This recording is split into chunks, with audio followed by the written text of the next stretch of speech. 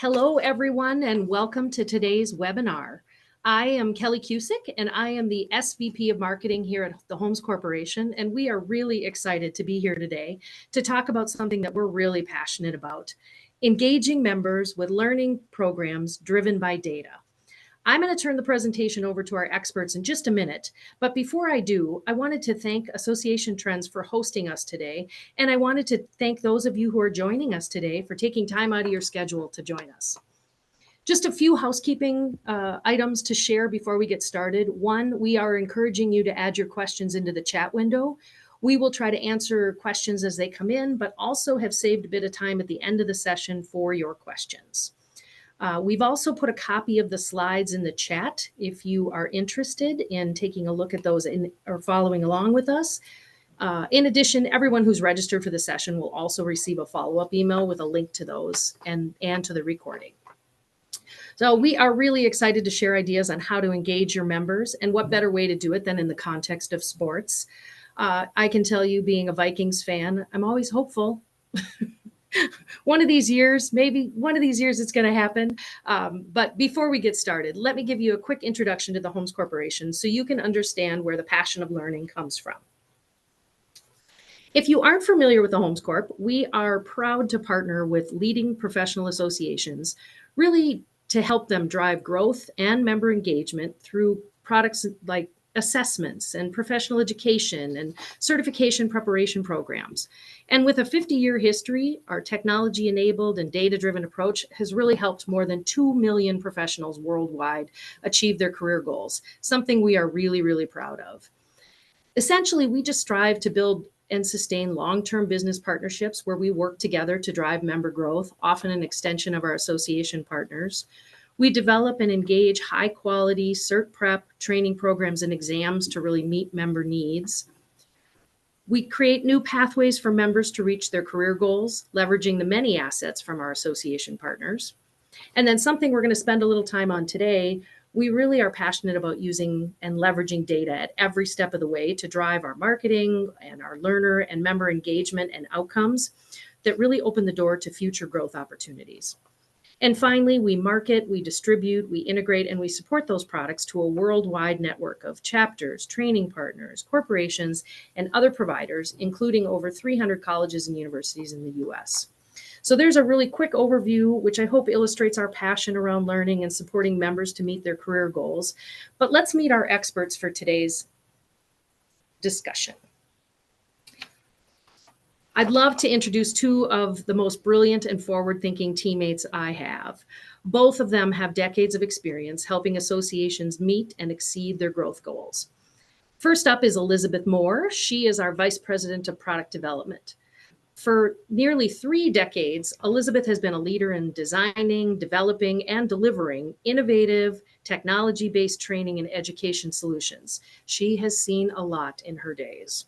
She is constantly striving to boost product performance and engagement with strategic vision and meticulous operational management. Aside from work, Elizabeth also loves to spend time with her family and friends at the lake, on a boat, around a campfire, or of course, watching a football game or two. Next up is Stephen Khraiss, our Marketing Director of Analytics and Customer Insights. Stephen has more than 17 years of experience in data analysis, digital marketing, SEO, SEM, email marketing, e-commerce, CRM, and more. You will hear this in his voice. He's very passionate about data. Throughout his career, he's led many successful strategic initiatives that utilize our customer insights to really help drive some of that product development and optimize our marketing campaigns. Outside of work, Stephen also enjoys spending time with his family and friends. He's a coach, friends, so he's cheering his kids on at their sporting events, which is, of course, a perfect tie to our sports theme today. So I'm going to turn it over to my colleague, Elizabeth, to kick us off.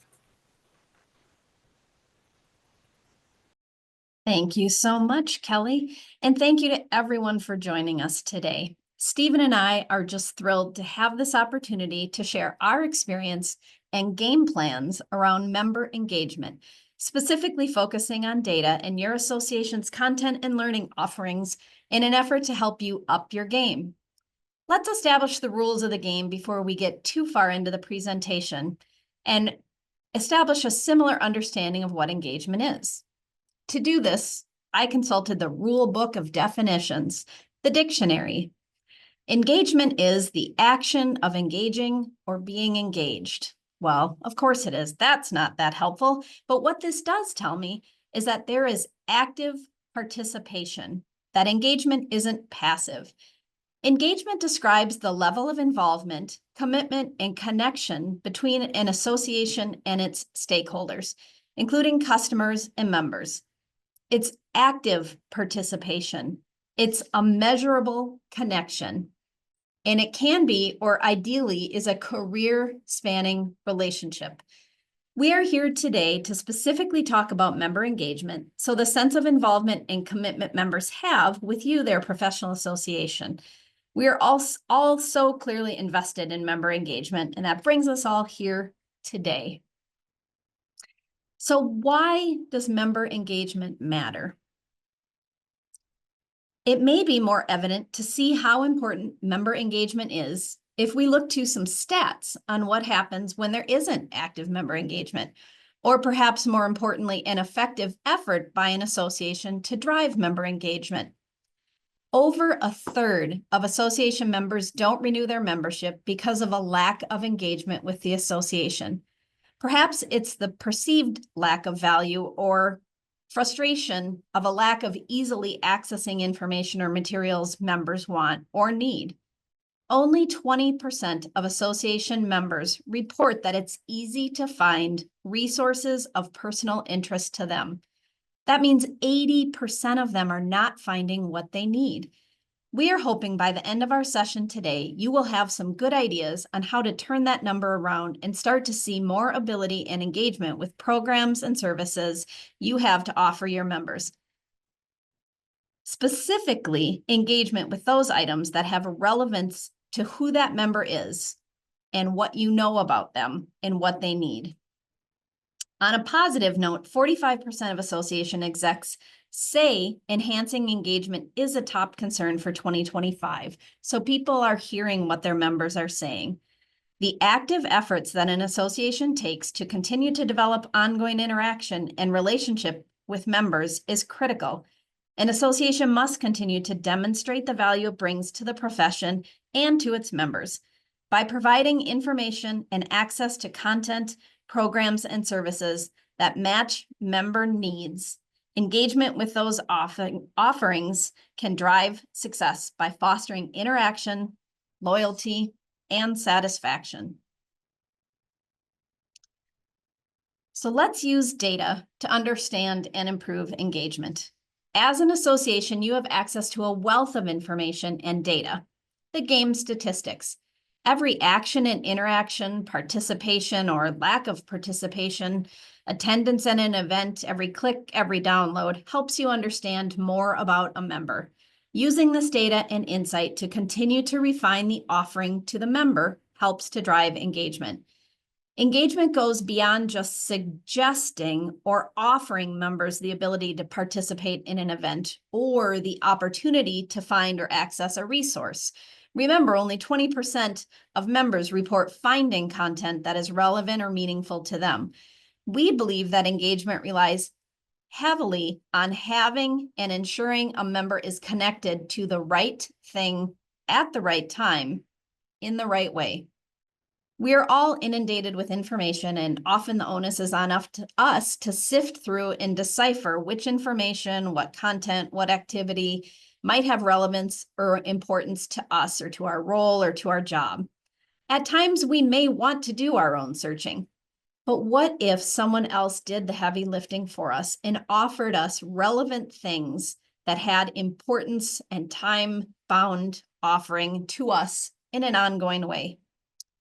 Engagement increases loyalty, enables interaction with important content, the right people at the right time in the right way, and drives participation and thereby enables long-term member value. You strive for active participation, meaningful interaction, personalized experience to drive your value proposition. With Thanksgiving behind us, we football fans in Minnesota are coming off a last minute and a little bit stressful and tenuous win And the Super Bowl is just around the corner. So we're going to tell the story of how data can help you understand, create, and improve member engagement through the lens of football. The way to win the Super Bowl of member engagement through 4 steps. Step 1, study the game tapes. Analyze member journey data, benchmark and identify opportunities to improve. Step 2, create your playbook. Use knowledge management to identify what you have to offer your members. Step 3, set the drills to enhance the skills. What should you do? You can assess individual team needs, close skill gaps, and continue to guide and engage based on data. And step 4, modify the game plan. Review and update what you're providing to your members. It is my pleasure to now turn step 1 over to my colleague, and who I like to call the GOAT of data, Stephen Khraiss. Stephen? Wow, thank you, Elizabeth. That was quite the introduction. And thank you as well to everyone for joining today.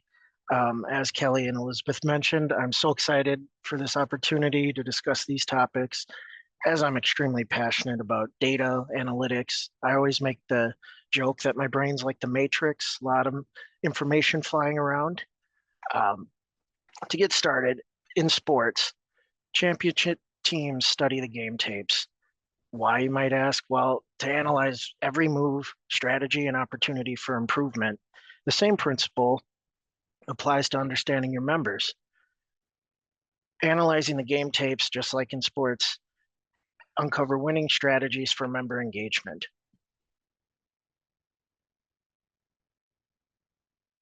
So if you aren't already, there's tremendous power and value, and it's truly absolutely critical in measuring how and when your members engage with your products, your resources, your service offerings.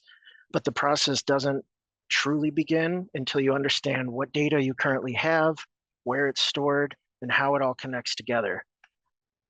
So there's probably oftentimes engagement data can be siloed, but if you think or consider key data sources such as your member management systems, event platforms, LMS, website analytics, you may be gathering information from your members through surveys or focus groups.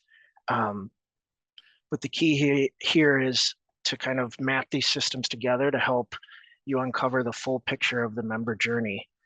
You heard Elizabeth provide examples of data that you all might be capturing at the moment or something to consider, and it ranges from product course purchases with dates, conference event registration, if you offer certifications, when they apply in their journey and complete various courses, your membership demographic data. It's key to gather this historical data that helps you understand how your members use your offerings and in what order, the timing of these various engagement activities. So just having that clear understanding of all of your systems and the landscape will lay the groundwork for analysis and insight and help you create that winning member journey. One of the key points here is establishing engagement benchmarking. So it's all about setting the baseline. You create, a reference point to measure and how well your members are engaging. I like to think of benchmarking as measuring your performance on the scoreboard. Gives you clear context to see what's working, what's not, and where to focus your efforts to drive successful engagement paths. Timing is everything. So understanding how your members interact will help you deliver and serve up the right resources when your members need them the most, which increases interaction rates. And then another metric that kind of will rise to the surface is kind of the total customer value and how critical that is. It really highlights, predictive opportunities. When you analyze their past behavior, you're able to forecast value and target high potential members. It also helps you invest resources and allocate them where ultimately you see the highest ROI. So as you're mapping all these sources, one end goal would be to build a member journey map. So this is just an example that I'll walk you through, but you start by using all the insights that you gathered and mapped with your data systems. But having a member journey map really helps you visualize all the different engagement points. And as I previously mentioned, the timing. And so it might include, purchasing a training program, attending your conference, becoming or renewing membership. There's, a lot of different ways to look at this. And it's pertinent to develop similar diagrams and create journey maps in this way. Plus, I'm I'm a very visual person, so seeing it kind of in a visualized engagement interaction view is just helps you understand, how your members engage over time, and really highlights the key touch point and really the days between each of these events. And ultimately, you can use this timeline to help optimize, when to serve up certain content and shorten. If you notice there's gaps between certain engagement milestones, it helps you, shorten those or eliminate barriers and truly sustain momentum. So as I was referring to, there's tremendous impact in when you create this journey map. Obviously the customer value I mentioned, and really it helps you identify high value members as you focus, on replicating certain journeys for other members or future members. It also gives you an idea of the sales cycle. So for example, how long it takes members to move from one step to the next in their journey, and really understanding this timing helps you streamline the experience. And what is the sequence of engagement? So mapping all the different engagement sequences reveals the order in which members interact with your resources. It also helps you potentially identify other target markets. So member journey mapping, in my opinion, isn't just about understanding your current members. I mean, that's a critical component for sure, but it's also about identifying opportunities to attract new ones. And different segments might have unique journeys and, key points that help drive engagement. So really, by truly understanding all these aspects of the member journey, your association can help guide your members with greater precision, reduce the time gaps between critical steps, and ultimately increase lifetime value. So Elizabeth, the first step to winning the championship of member engagement is understanding the game tapes, and it starts with data. So now that we've studied those game tapes, it's time to create your playbook. Back to you, Elizabeth. Thanks so much, Stephen. Stephen did a great job and provided valuable insight into all the types of data we can look at to understand our members and what they are and aren't engaging with. In addition, he highlighted the value of time in relationship to the what. What are members engaging with? And at what point in their member journey are they engaging with it? Who are the people and profiles that are engaging with those things? When are they doing it? How do we feel, or what is our thought about the timing of what they're engaging with and when they're engaging with it? Is that what we would want, or would we want to influence that in some other way? We can affect that in multiple ways, so understanding the map today is important. Now we really want to get in the game and identify and establish some key plays. In addition to conducting an audit of the data, it is equally important to perform an audit on the offerings that you can provide to your members. This is a non-traditional look at data. Often data is associated with numbers or statistics and those types of things, all of the matrix things that are running around in Stephen's head. Here, we want to look at data as an inventory of what knowledge, again, content and all the offerings we have to provide to our members. We spoke earlier about the reported lack of ability for members to find content, information, programs, and services that match their personal interest. To bridge that gap, associations need to understand the plays and moves and opportunities that they have to offer to members. What tools, resources, content, learning, credentials, micro-credentials, certifications, etc., do we have to offer our members? And are these the right things? And when should they access them? An important lens in all of this and how we do our offerings and make sure that they align and relate to our professional body of knowledge is important. We here at Holmes Corporation believe the body of knowledge or the professional outline or the exam outline is the true north for the profession. For simplicity, let's use the term knowledge for all of the offerings and opportunities that we can provide our members. Let's talk a little bit about knowledge management. So as we take our first step in inventory all that we offer, knowledge management enables us to collect, categorize, store, and maintain data on what knowledge we have in order to translate that into actionable insight. When we understand what it is we have that we can offer our members, who our members are, and when they should be interacting with those offerings for optimal usage, we are setting ourselves up for successful member engagement. Some examples might help here. So let's look at the body of knowledge or the framework of the profession as a data source. Aligning what resources we have to serve our members in alignment to that body of knowledge will be imperative to ensure we have all the necessary topics covered. For example, are there gaps in content that we're providing or not providing? Are there areas where we need broader or deeper presentation of information? Are members searching for things on our website that we actually don't have anything to return or offer them? Are there new trends or topics emerging that we need to develop content around or even consider adding credentials or micro-credentials or certificates for to better serve and engage with our members? There are so many sources of data where you can start to itemize and inventory what you have to offer your members.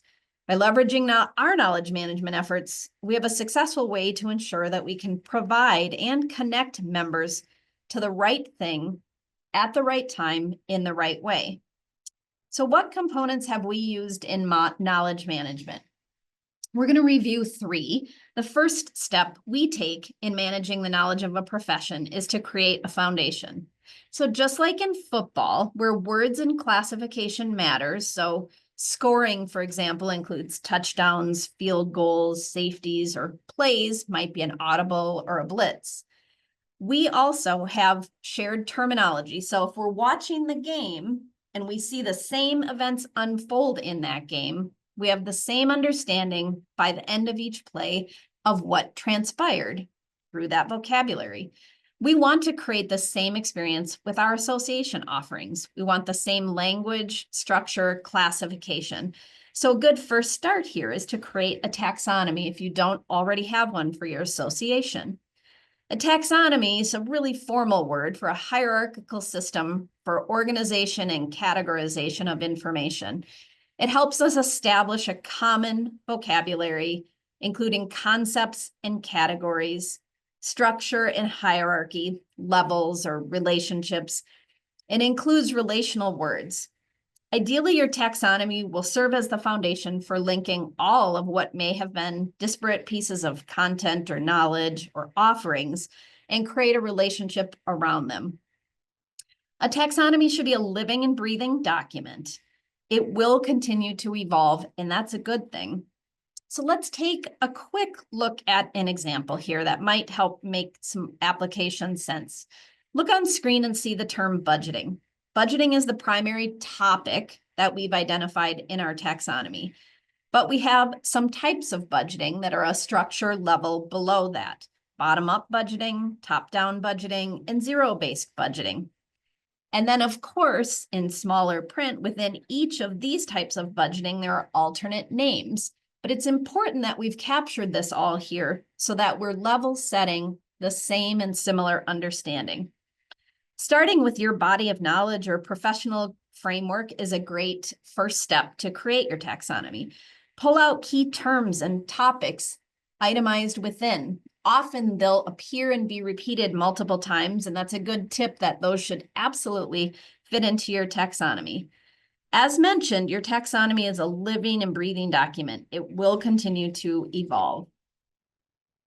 So once you have a strong foundational taxonomy, the hard work beyond that begins.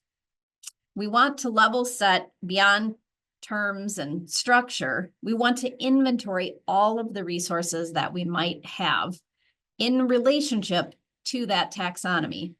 So we encourage you to really think broadly here. Evaluate articles, courses, sessions, videos, all sorts of things that you have to offer and inventory all of them. The more granular you make this list, the more specific and tailored the offerings that you can provide to your members will be. But starting somewhere to understand what you have and to document that is key. This itemization of learning objects can range from things that you see here on screen: videos, articles, templates, test items, topics, credentials, certifications, etc.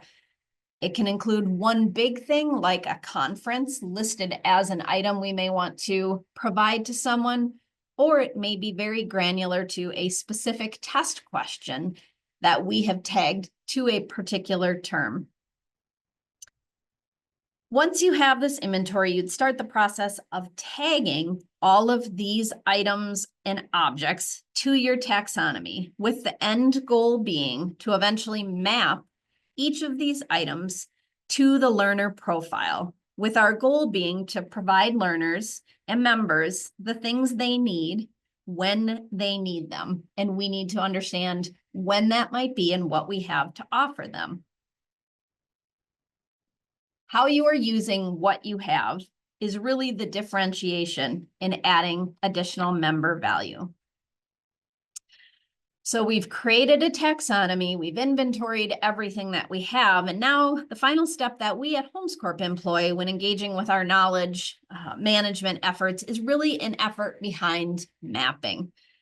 We can ask you to consider this visual mapping and review the knowledge items that exist and the relationship among those items. Seeing it in a visual way, or the interconnectivity of these topics across a number of sources, really helps you understand information that may not be otherwise evident. Let's break this down into a more practical example. If we go back to budgeting as our example, the diagram to the right is showing all the things we may have to offer our members related to that specific topic. We may have a question specific to zero-based budgeting, or we may have an entire conference on how to create a budget. Creating this visual type of relationship helps us see the data in another way. Starting the inventory of this in a spreadsheet is great and a wonderful first step, but moving to the next step of a visual mapping of this can really help us see information in another way. It's a big step, and we don't expect everyone to embark on it tomorrow. Just know that knowledge management was a journey for us. It will also likely be a journey for you as well. Once you've gained skills and abilities here, you'll be able to see the performance of your knowledge offerings by layering the data that Stephen talked about in step 1 onto this map. For example, I talked earlier about we may have a conference, content, or a specific item asking about a question about budgeting. We can take the data of how someone has performed or interacted with all of our knowledge offerings and layer it on top of this map to see how, in fact, those items are performing. So if we know a learner's interacted with some specific content and we know they've seen a content question relative to that, we'd be able to identify the success of that content that the learner has performed in that question. So what is the impact of knowledge management? Ultimately, it can drive member engagement by connecting the data of who our member is with what we have to offer them, what they might be interested in, what they need, and where we have opportunity to improve our offering. By establishing a strong framework, a clear vocabulary and structure, an inventory of what we have, or an itemization of what we might be lacking, and how what we have is reaching our members, we can specifically action and tailor our offering to our members.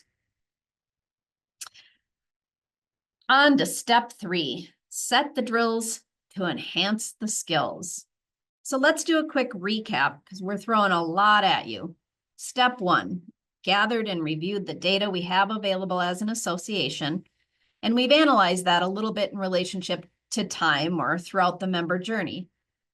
Step 2, took a big step and inventoried our offering and really decided that we were going to manage our knowledge, understand and create terminology structure, and itemize everything we have.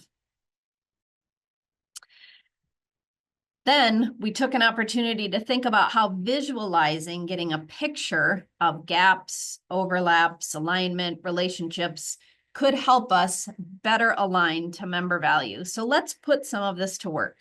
We have 3 things we'd like to review with you on how we believe you can continue to learn and understand more about what your members need, how you can provide and serve them with what they need by closing gaps in knowledge, skills, and abilities through personalized education, and finally engaging them and guiding them throughout their member journey.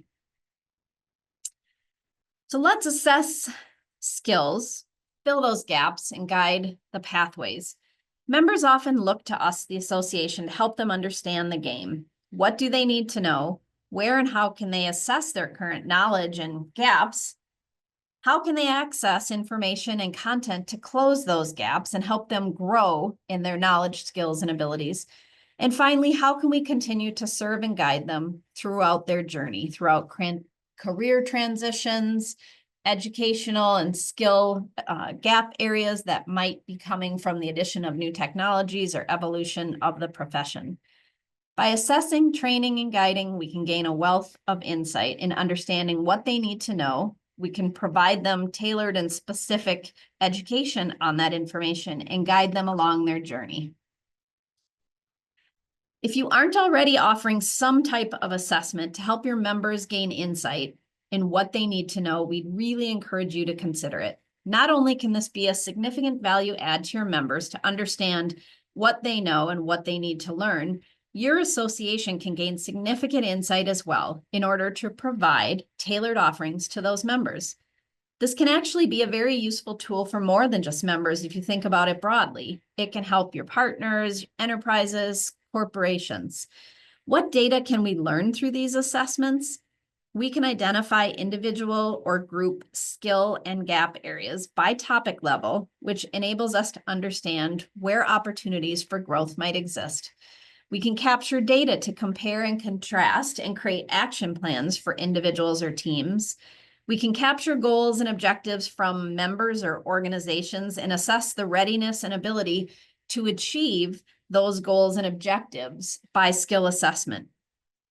We can enable a manager or a department to create a needs-based development plan for individuals or teams. Skills-based assessments help learners demonstrate what they know and, more importantly, what they don't know. And sometimes as humans, we have a little bit of a misalignment of what we think we know versus what we might actually know or what we're able to demonstrate we know by applying that information through an assessment.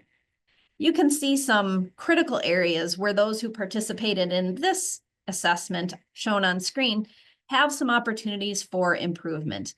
We are here to serve that need and provide relevant resources for the member to close those gaps. By providing targeted and relevant offerings, we expect to increase overall member engagement.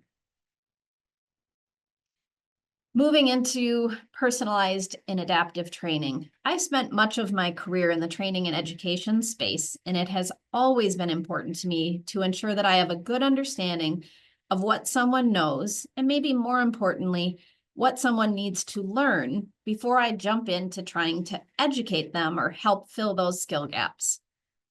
Beyond assessments, let's think about the education and learning that we offer to our members. At HC, we are so passionate about data-driven learning. I'd like to encourage you to consider evaluating your offerings and find ways that you might be able to personalize and adapt or adjust those offerings to learner needs. This is the big leagues when we start to think about data. The more you learn about members, the more you can tailor the offering specifically to them and thereby increasing engagement. So creating personalized learning that offers a member information about where their gaps might be and ordering them in a priority-based way, maybe based on need or gap, it doesn't have to be overwhelming. You can really start small, ordering topics from weakest area to most proficient area. providing, as you see on screen, just some type of icon that might be identifying areas of opportunities for learners, calling out a specific study plan, offering time indicators so that you really are personalizing and providing a learner an opportunity to understand, would I have the time to engage or interact with this particular resource? We've seen great success leveraging adaptive learning in our offerings, as it enables us to specifically tailor a plan to each learner based on what we know about them, but more broadly based on the expertise we have from historical data. So as Stephen mentioned, data is so critical and important. We're able to look back and understand how historically information has performed with different types of learners or profiles or personas of learners. Leveraging that information and using it to inform the future is a critical next step in providing personalized and tailored adaptive learning. Finally, after assessing and helping a learner ensure that they have access to learning and relevant content and resources that will help close any skill gaps or needs they may have, that's not a one and done effort. We need continual and ongoing evaluation of what someone knows, maybe more importantly, continually understanding what they need to know so we can provide that to them throughout their journey and identify what is important. As you think just beyond learning and knowledge and think about the ongoing member journey, expanding it into their career journey, we encourage you to think about ways you can continue to engage with learners on that journey. Assessment data helps you understand and provide offerings and learnings and training throughout their career at a specific point in time to fill skill gaps.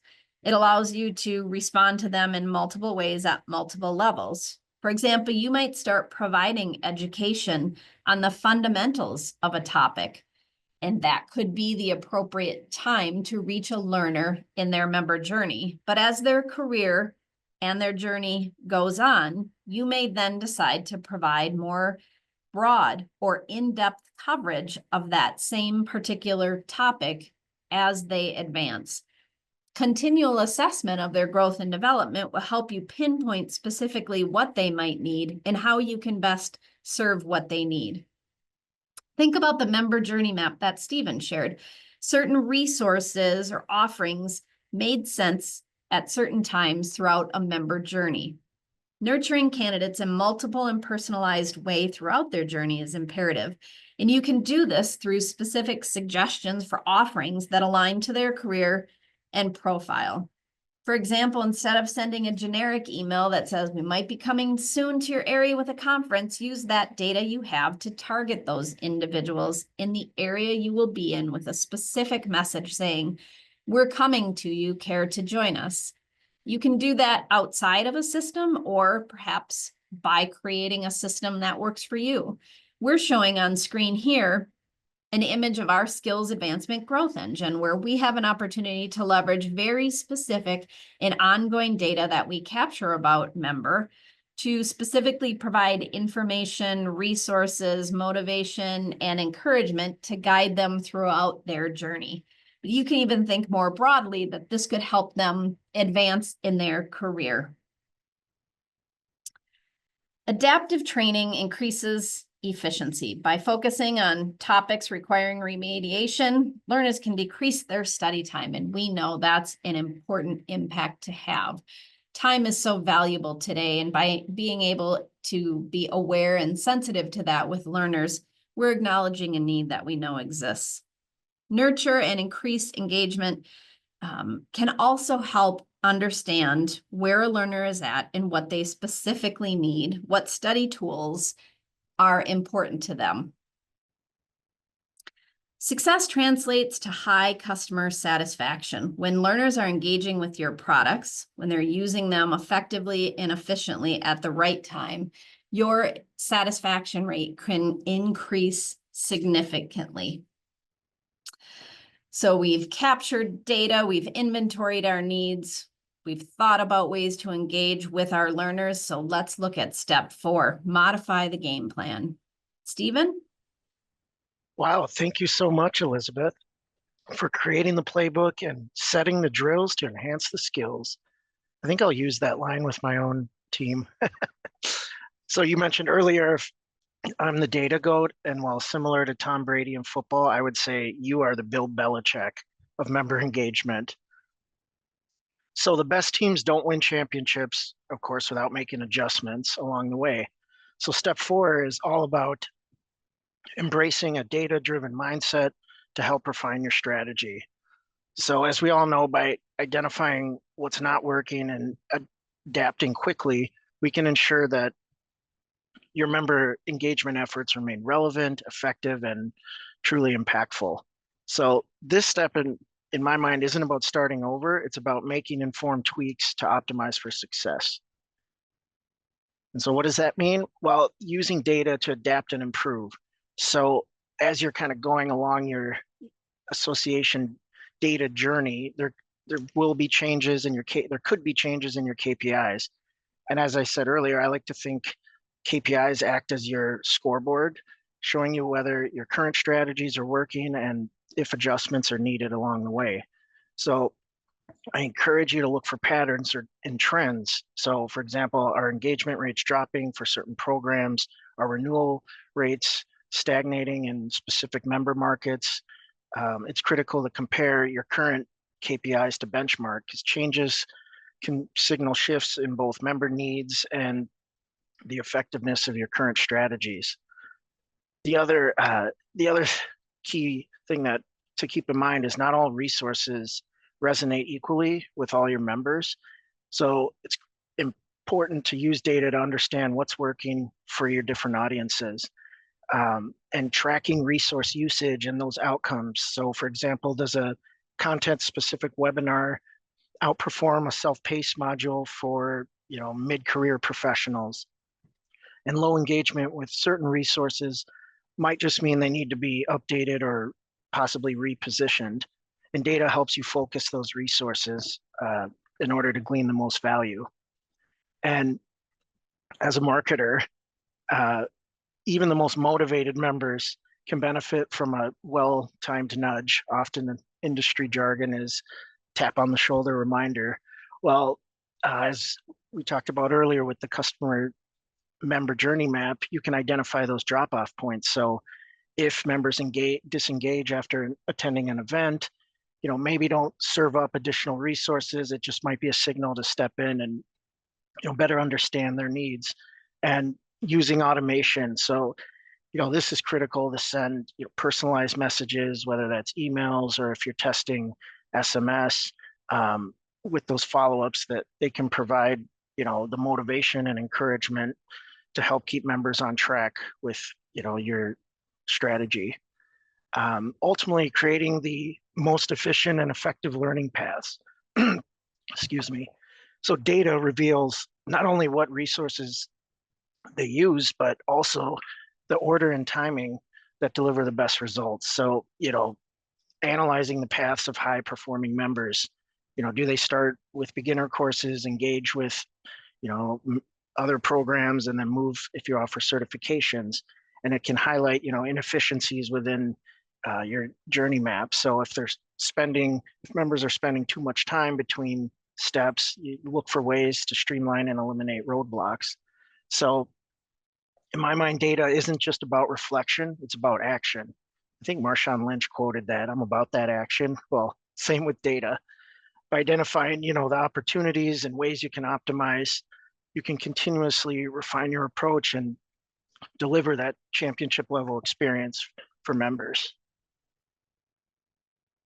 So I'm all about the eye candy being in marketing, but this is just one way. So this example, we're looking at reviewing content areas with topic heat map. And heat maps are always good because they can provide a clear and visual representation of where, if in this case for this example, if engagement is strong or where it's falling short. It helps you just kind of focus on those areas or even build upon strengths. As Elizabeth talked about earlier, the user performance scores, how critical they are. Well, you can identify areas and opportunities for remediation.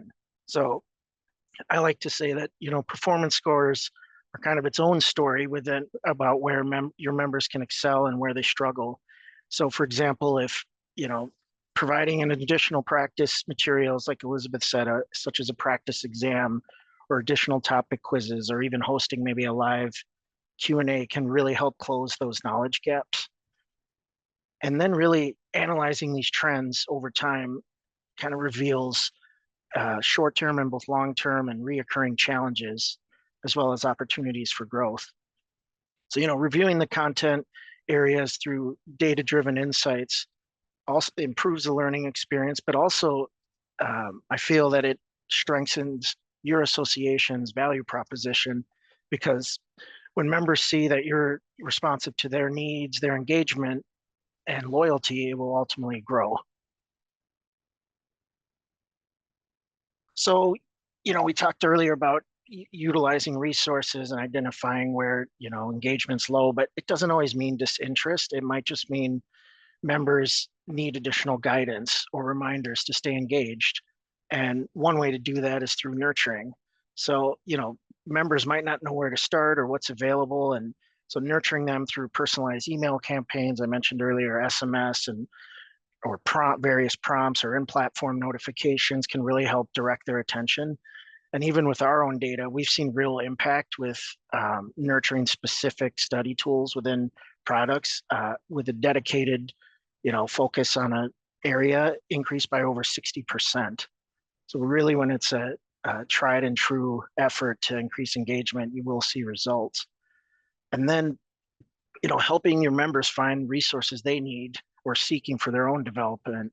As I mentioned earlier, not all members have the same goals. So another marketing buzzword, personalization, is key.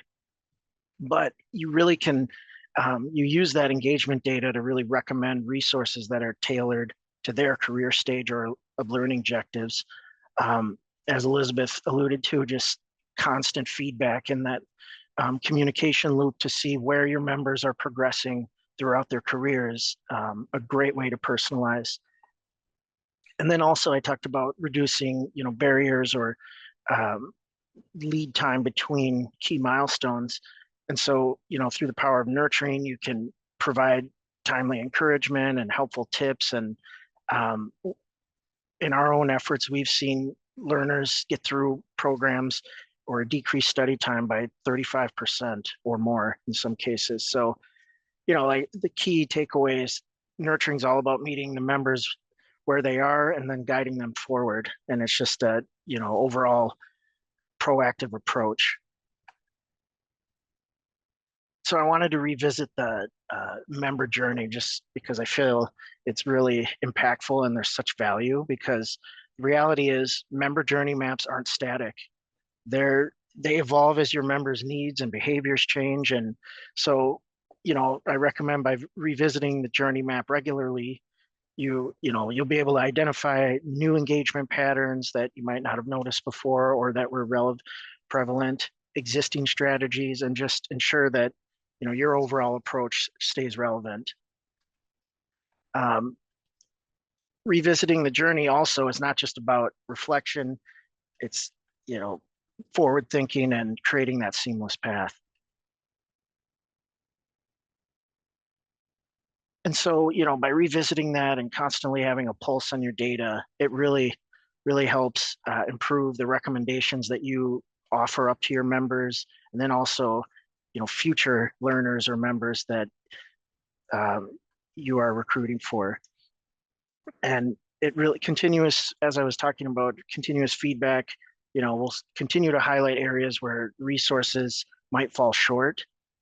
So if they struggle with a particular module, you can add interactive elements and supplementary materials.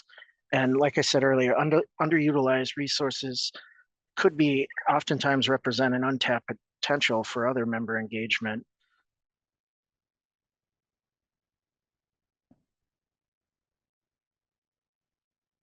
Next slide, please.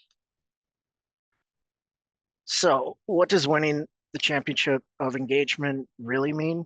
Well, winning isn't just about having more resources. It's really about having the right ones. Just like in data, there's lots of different KPIs and metrics. And if you really get in the weeds with Google Analytics and all that, you can get lost in it. So members today expect personalized and high value experiences. And they really drive loyalty, and they don't just, I like to say, engaged members don't just stay, they truly grow with your association. And championship level engagement isn't about just satisfaction, it's about sustainability, which obviously affects reliable and increases long-term revenue. And it's really truly about becoming a trusted partner in your members' overall success. So when you focus on delivering value, supporting their growth, and fostering loyalty, everyone wins truly. Your members, your association, and then ultimately your mission.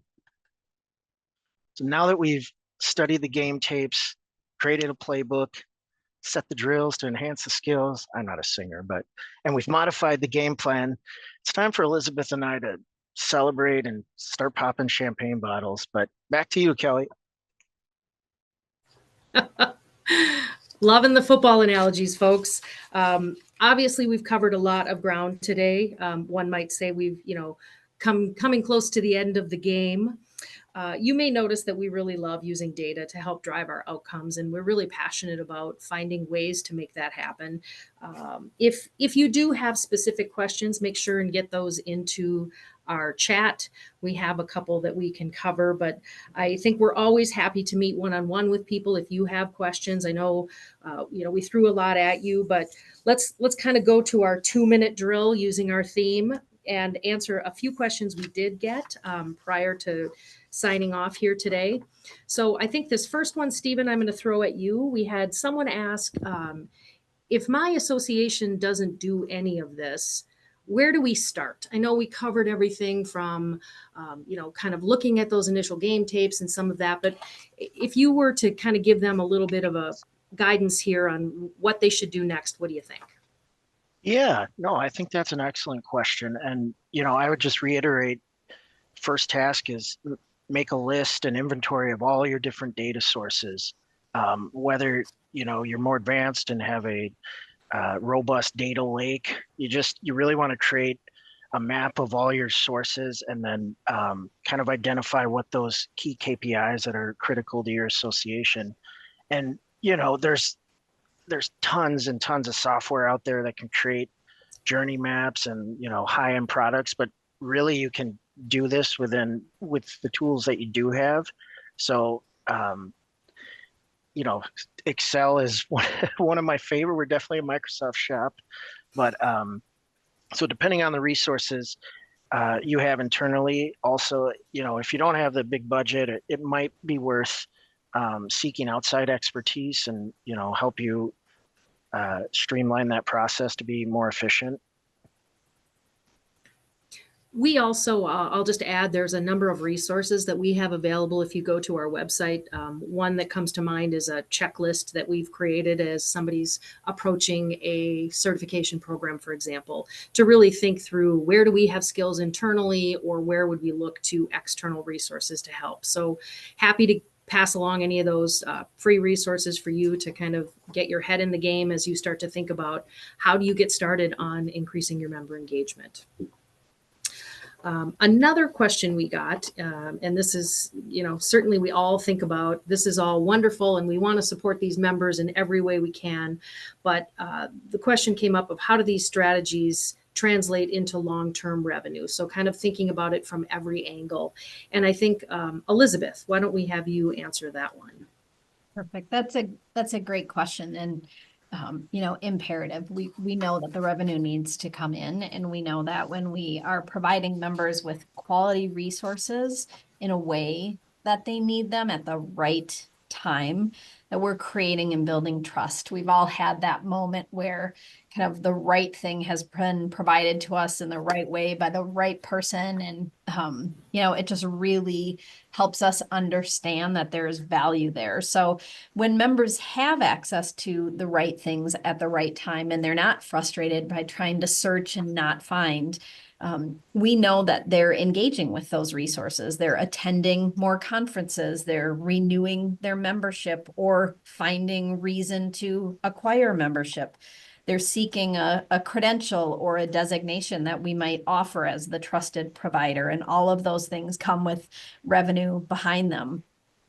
They're likely working in an industry where they have colleagues that they're either promoting or demoting the value of what that association is doing for them. And so there's sort of some intrinsic dollars there as well. So an active and engaged member, without kind of revealing data that we have, really is worth tens of thousands of dollars over their career. When you think about the different offerings that you have as an association, to actually have them spend some dollars and apply some resources with you as that association, it can double and triple in many cases quite easily.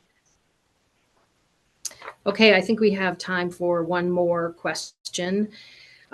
Somebody asked, and I know, Stephen, you had spent a little bit of time kind of talking through some of those KPIs to consider, but someone asked the question of, you're gonna create this member engagement program, but how do you measure whether or not you're successful? Yeah, that's an excellent question. So I would say, in putting this through the lens of learning programs, there's definitely great value in establishing KPIs. So, for example, we have certain milestones that we would assign scores to, and you can start to build out engagement categories. So we know if a particular set of members hit this threshold, they're more likely to do X, or if they have a lower threshold in a category, they might not be doing Y. So it's really understanding what those KPIs are, and that your association values. It also extends to product learning metrics. So how long users are spending within a product, how soon after they purchase are they activating and really getting in there and using the information. There's a whole host of metrics, but ultimately another critical one is just customer satisfaction, because like I mentioned earlier, it leads to increased lifetime value, but it also creates the opportunity for them to be champions of your associations and advocacy. And so there's a lot of inherent benefit there using customer satisfaction. And then with the topic heat map example slide that I had showed, I mean, truly this can identify other opportunities for offerings. So if you see learners are really, really engaged and performing well in a particular area, it could be an opportunity to build out maybe different offerings that expand upon that, or likewise on the flip side, opportunities for gap analysis. Awesome. Well, again, we'd love to thank you all today for taking the time to spend the time with us. You can see we've got a little passion around this and are always open to having conversations. Feel free to reach out. You can see that question there. We really do hope that you find your way to the championship in member engagement and are more than happy to help out in any way we can. So have a great day, and thank you again for joining us.